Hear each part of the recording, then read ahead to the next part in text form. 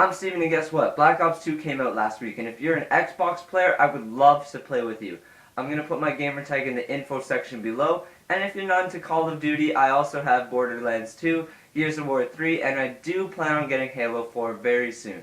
Today, I wanted to talk about how social media can negatively affect your life and career, and how I think it's unfair most of the time. Now, obviously, if you make a status or a tweet saying something like, "My name is blank and I work at the Super Duper Burger Barn and we use the worst quality meat possible," then clearly you're going to get fired. A, you're saying something negative about the company, and B, when you post something online, it becomes officially published. And by published, I mean like an official statement in a public forum. You can say all the bad things you want about anybody if you're just with your friend or your mom, because all it is a private conversation.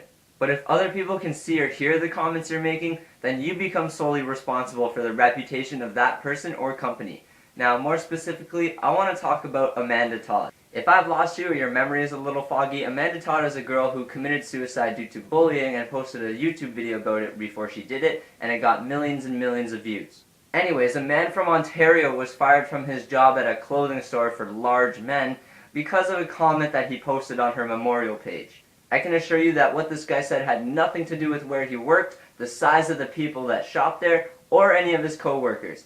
To be more specific, his comment was along the lines of, "Thank God this witch is dead." But I'm pretty sure he didn't use the word witch. Immediately people replied in hopes of teaching this guy a lesson and telling him how messed up he is, but did anyone stop to think that maybe this guy was just trolling?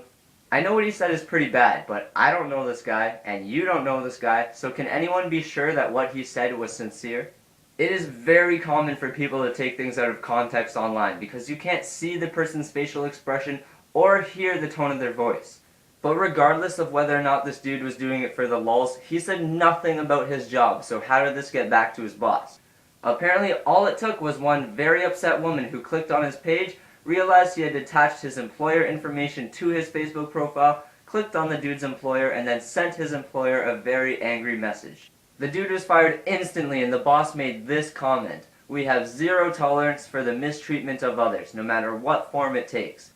Which is all fine and dandy, and I agree with that, but you can't fire a guy just because he's an asshole.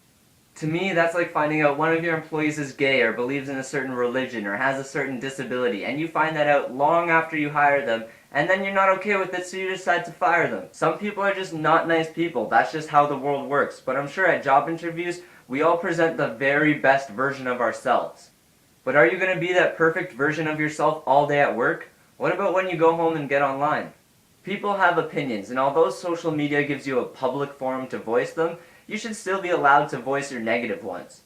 As long as they don't affect the reputation or financial standing of a person or business, I don't really see what the harm is. If you agree with me, please give this video a thumbs up, and if you disagree, let me know in the comments. Next week I really want to do another Meet My video, but it all depends on how cooperative my guest is. I'm going to do another Q&A video really soon though, so keep sending your questions to me at Facebook, Twitter, right here on YouTube, or StevenSaysShit@gmail.com. All my links will be in the info section. If you haven't been keeping up with me, make sure you check out some of my videos from the previous weeks right here, here, and here. All the annotations open in new windows, so don't worry. I'm Steven, thanks for listening to the Shit I Have to Say. Bye!